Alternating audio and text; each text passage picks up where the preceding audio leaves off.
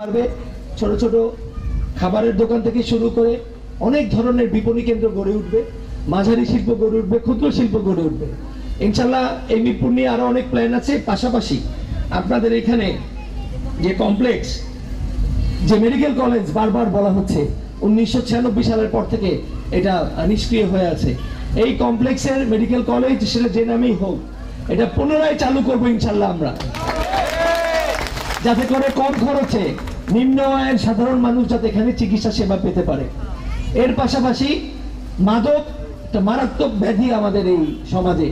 আমি চাবো আমাদের নতুন প্রজন্ম, বিশেষ করে বাংলাদেশ জাতীয়তাবাদী ছাত্র দল, আমাদের যে দলীয় সংগঠন, ছাত্র দলের নেতা কর্মীরা, এলাকার যারা তরুণ আছে, তারা এই মুরব্বীদের সাথে বসে সম্মিলিতভাবে আমরা সম্মিলিত প্রয়াস নিয়ে এই মাদকের কারবার, মাদক গ্রহণ, মাদক সেবীদের আমরা সচেতনতা বৃদ্ধি করে এটা যেমন প্রতিরোধ করতে পারবো, ঠিক তেমনি এই মাদক মুক্ত শাহালিকে আমরা নির্মাণ করবো ইনশাল্লাহ।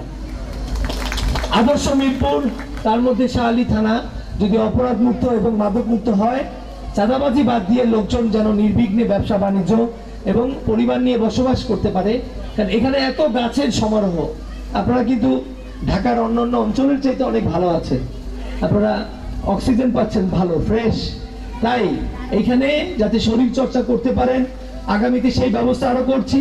অর্থাৎ এখানকার বাতাস সবচাইতে নির্মল বাতাস হবে ঢাকা শহরের অন্য জায়গার কলকারখানার চাইতে।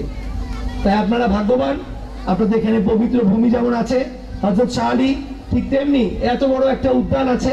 এই উদ্যানে এই শিশুদেরকে যদি আমরা সুস্থ বিকাশের জন্য তাদের খেলাধুলা এবং শরীর চর্চা করতে পারি, তাহলে কিন্তু তারা মাদকের কবলে যাবে না, সৎ পথে থাকবে এবং দেশ গড়ার কাজে কিভাবে তাদের মেধা, তরুণরা কিভাবে তাদের বুদ্ধিকে কাজে লাগিয়ে এই বাংলাদেশে আরো কিছু নতুন নতুন শিল্পায়ন, শুধু না, ওই বাংলাদেশকে বিশ্বের মানচিত্রে কিভাবে তুলে ধরতে পারে।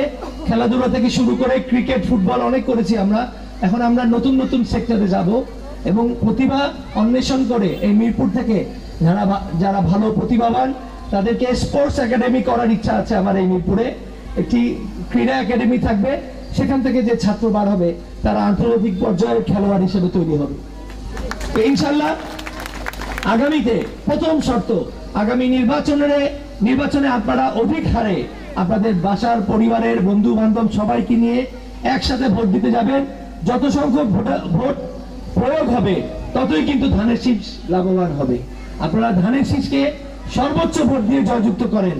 আমি সৈয়দ আবু বকর সিদ্দিক শাহজু, আমার বাবা মরহুম আলহাজ খালেক সাহেবের সন্তান হিসেবে না, আমি এই মিরপুরেরই সন্তান। আমার বাসা আপনাদের এলাকাতেই, আমার দরজা সবসময় খোলা। আমি, আমার পরিবার ছিল এবং আমার পরিবার আগামীতেও আমি থাকবো, এই আশা ব্যক্ত করছি যে আপনারা আমাকে আপনার পাশে পাবেন। আপনারা ঐক্যবদ্ধ হন সেই সুদিনের আশায়।